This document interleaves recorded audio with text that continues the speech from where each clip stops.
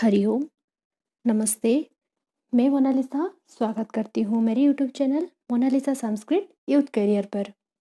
दोस्तों, आज के इस वीडियो में मैं आप सभी से चर्चा करने वाली हूँ मोनुस्वार, चर्तु संधि, अनुनासिका और छत्तु संधि के बारे में। तो दोस्तों, वीडियो स्टार्ट करने से पहले आपको अगर मेरे वीडियोस अच्छा लग रहा है तो लाइक और शेयर करना ना भूलें, और साथ ही अभी तक मेरे चैनल को अगर आपने सब्सक्राइब नहीं किया तो जल्द से जाकर सब्सक्राइब कर लीजिए और साथ ही बेल आइकन को दबा लीजिए ताकि मेरे बनाया हुआ वीडियो सबसे पहले आपके पास नोटिफिकेशन आ जाए। तो चलिए दोस्तों, आज के इस वीडियो को स्टार्ट करते हैं। मोनुस्वारः, पहला है मोनुस्वारः संधि। तो मोनुस्वारः क्या है?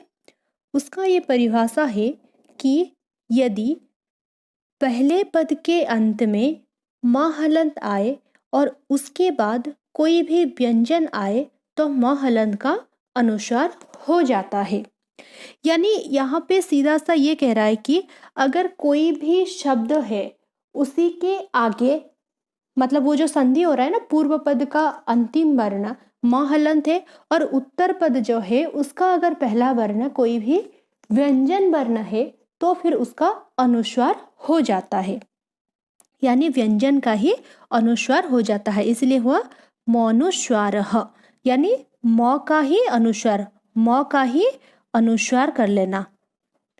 जैसे एग्जाम्पल देखिए, हाँ, इसी का नामांतर है अनुस्वार, यानी ये जो मोनुस्वार संधि है, मोनुस्वार को कोई कोई अनुस्वार संधि भी कहते हैं।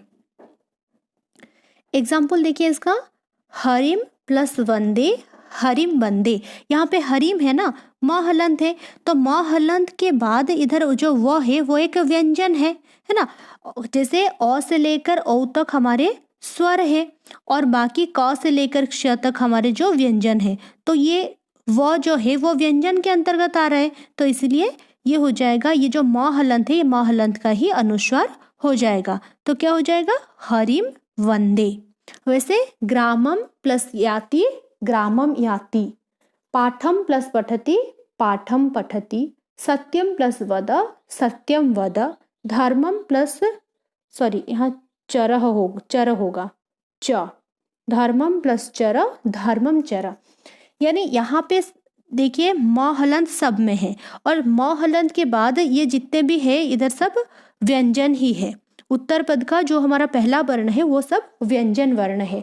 व्यंजन होने के कारण ये म का अनुस्वार हो जाएगा, इसीलिए इसका नाम है मोनुस्वारः। इस संधि का नाम है मोनुस्वारः और कोई कोई इसका अनुस्वार संधि भी कहते हैं। अब दूसरा जो संधि है वो है चर्त्व संधि। चर्त्व संधि क्या है? उसका ये नियम है कि किसी भी वर्ण के तीसरे या चौथे वर्ण से परे यदि किसी भी वर्ग का पहला, दूसरा अथवा तालवेश, मूर्धनेश, दंतेश में से कोई भी आ जाए तो तीसरे और चौथे वर्णों को अपने वर्ग का ही पहला वर्ण हो जाता है। यानी कहा वर्ग का तीसरा और चौथा वर्ण होगा और साथ ही अगर वर्ग का पहला या दूसरा वर्ण हो अथवा तालवेश, मूर्धनेश, दंतेश में से कोई भी हो तो वो क्या हो जाएगा? उसी वर्ग का पहला वर्ण ही आदेश होगा। जैसे एग्जाम्पल, दिग प्लस पालः। दिग प्लस पालः, अब देखिए इसमें ग है, ये वर्ग का तीसरा वर्ण है ना, तीसरा वर्ण। और साथ ही पालः, ये पालः जो है उत्तर पद वो क्या है? प वर्ग में पहला वर्ण है। कचट तप जो वर्ग है ना, पहले वीडियो में मैं बता चुकी हूँ, वर्ग जो 5 होते हैं कचट तप वाला, तो उसी प वर्ग में ये पहला वर्ण है।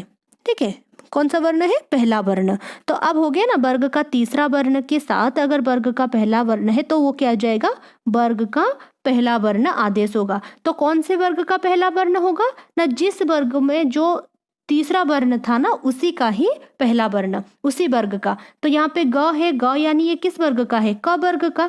तो उसी क वर्ग का पहला वर्ण यानी क हो जाएगा। तो क होने से क्या हो जाएगा? दिग का इधर ग के स्थान पर क हो जाएगा, तो फिर दिक्पालः।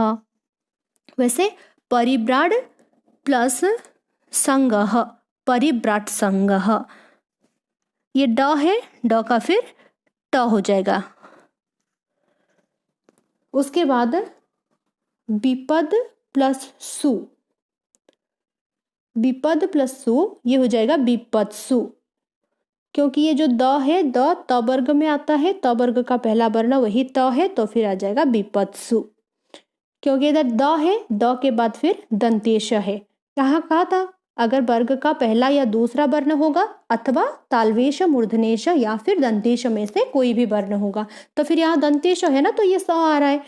फिर ये जो द है ये तीसरा वर्ण है वर्ग का, तो ये हो जाएगा विपत्सु।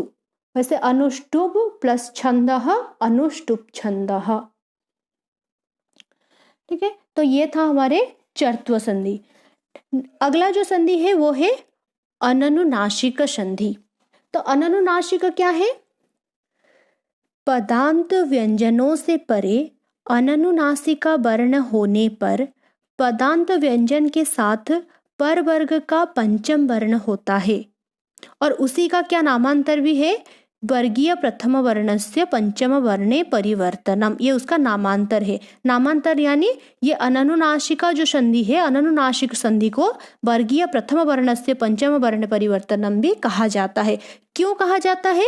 क्योंकि ये साफ साफ पता चल रहा है ना, इसमें नियम में जो कहा था पदांत व्यंजने परे अनुनासिका वर्ण होने पर पदांत व्यंजन के स्थान पर वर्ग का पंचम वर्ण होता है, यानी वर्ग का पहला वर्ण आदेश होता है, इसलिए उसको वर्गीय प्रथम वर्णस्य पंचम वर्ण परिवर्तन भी कहा जाता है।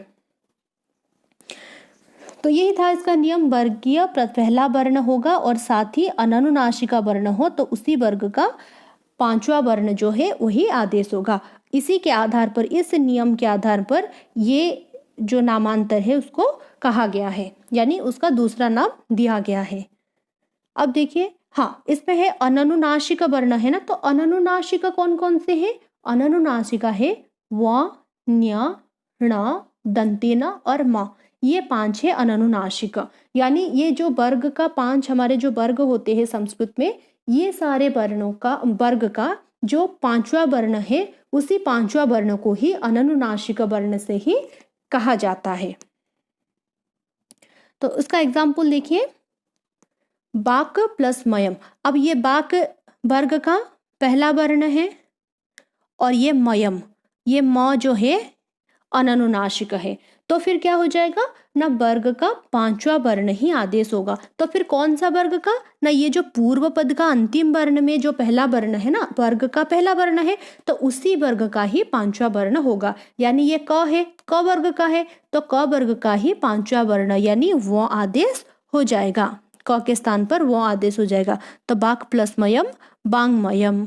वैसे सट प्लस नवति ही, सट ट है, अब ट का ही पांचवा वर्ण हो जाएगा क्योंकि उसके आगे दंतेन है। ये ट जो है वो ट वर्ग का पहला वर्ण और नवति ही जो है वो अननुनासिक है पहला वर्ण, तो वो हो जाएगा ट वर्ग का पांचवा वर्ण यानी मूर्धन्य। तो ण जो हो जाएगा सर्णावती ही। वैसे जगत प्लस नाथ जगन्नाथ, सत प्लस मति ही सन्मति ही, तत् प्लस मात्रम तन्मात्रम, आप प्लस मयम आप मयम। क्योंकि ये प है, प के स्थान पर म होगा क्योंकि इसी का ही पांचवा वर्ण, तो प का जब पांचवा वर्ण है तो वो म हो जाएगा और उसी के आगे म है। इसमें म हलंत है, म हलंत प्लस म होने से म में म हो जाएगा। ये रहा म में म, तो अमयम। उसके बाद आता है छत्व संधि।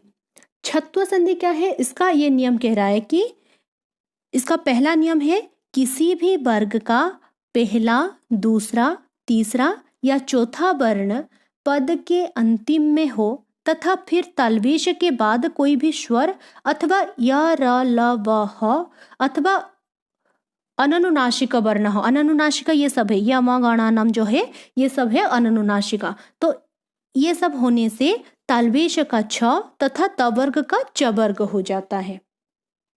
देखिए एग्जाम्पल, बाक प्लस सरह, इसमें है ना बाक प्लस सरह, ये क्या कहा था रूल? देखिए रूल में कहा था अगर वर्ग का पहला वर्ण होगा, तो ये वर्ग का पहला वर्ण है ना क, अंतिम वर्ण, क है पहला वर्ण, तो ये जो क हलंत है प्लस तालवेश के बाद कोई भी स्वर, ये तालवेश है उत्तर पद तालवेश, तालवेश के बाद कोई भी स्वर हो अथवा यर लब हो अथवा यमगणनम हो, तो ये र है। ठीक है, ये है र है, उसके बाद तालवेश के बाद है र। देखिए ये है क, फिर तालवेश, उसके आगे है र। तो ये क्या हो जाएगा, क्या कह रहा है कि ये जो तालवेश है, तालवेश के स्थान पर छ आदेश हो जाएगा, ये तालवेश के स्थान पर छ आदेश हो जाएगा। ठीक है, और फिर तालवेश की जगह में छ होकर क्या हो जाएगा, बाक प्लस सरह बाक्षरह, क्योंकि ये क है ना, क हलंत प्लस तालवेश की जगह में छ, क हलंत प्लस छ होने से क में छ हो जाएगा, छ।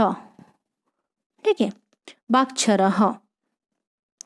अब उसी के आगे क्या कहा ना, अगर ये जो वर्ग का प्रथम वर्ण जो है, पहला पद जो है, पहला पद का अंतिम वर्ण जो है वो अगर त वर्ग का हो रहा हो तो वो क्या हो जाएगा, त वर्ग का त के स्थान पर भी च आदेश हो जाएगा।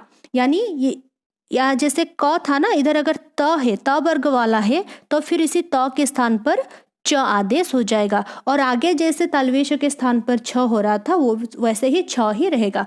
जैसे एग्जाम्पल विद्वत प्लस श्रद्धा, ये श्रद्धा में तालवेश है, तालवेश प्लस र है ना, तालवेश और र है। जब र आ रहा है तालवेश के बाद तो इस तालवेश का क्या हो जाएगा, छ हो जाएगा, और साथ ही ये जो त है, त का भी च हो जाएगा। फिर च में छ होने से विद्वत प्लस श्रद्धा विद्वत श्रद्धा, तत् प्लस शिवः तच्छिवः, तत् प्लस शुभम तच्छुभम। अब उसका दूसरा नियम ये कह रहा है कि उसी छत्व संधि का ही दूसरा एक अलग से नियम ये बता रहा है कि यदि पदांत ह्रस्व के बाद छ हलंत वर्ण हो तो उससे पहले च वर्ण जोड़ दिया जाता है। ठीक है, यानी जो पदांत यानी जो पद है उसका अंतिम में अगर ह्रस्व स्वर आ रहा है तो फिर उसके बाद छ वर्ण आता है, फिर क्या हो जाता है, वो उससे पहले च वर्ण जोड़ दिया जाता है, मतलब उसी के स्थान पर च आगे लिखा जाता है। देखिए एग्जाम्पल स्व प्लस छ, यहाँ जो पद है, पद के अंतिम में ये ह्रस्व है, अ तो ह्रस्व है और उसी के आगे छ है, तो फिर क्या होगा, इसे छ के पहले ही च का आदेश हो जाएगा, यानी च में च प्लस छ होगा तो वो हो जाएगा स्वच्छ। वैसे वृक्ष प्लस छाया वृक्ष छाया, वि प्लस छेदः विच्छेदः। ठीक है, बी प्लस छेदम विच्छेदम, अनु प्लस छेदः अनुच्छेदः, तरु प्लस छाया तरुच्छाया। ये सब देखिए इसमें सब ह्रस्व है, इसमें स्व है, स्व में अमात्रा है, ह्रस्व है, फिर वृक्ष अमात्रा है, वी है, इसमें ई छोटी ई है, ई मात्रा है, अनु छोटा ऊ है, ऊ मात्रा, तरु में भी ऊ है, छोटा ऊ है, तो ये सब ह्रस्व है और ह्रस्व के बाद छ होने के कारण उससे पहले च आदेश हो जाएगा। तो दोस्तों ये था आज के हमारे मोनुस्वार, चत्व संधि, अनुनासिक और छत्व संधि के बारे में। आई होप कि आप सभी को बहुत अच्छे से समझ में आ गया होगा। वीडियो मेरा कैसा लगा कमेंट बॉक्स में जाकर जरूर कमेंट देना। जय तु संस्कृतम जय तु भारतम। धन्यवादः।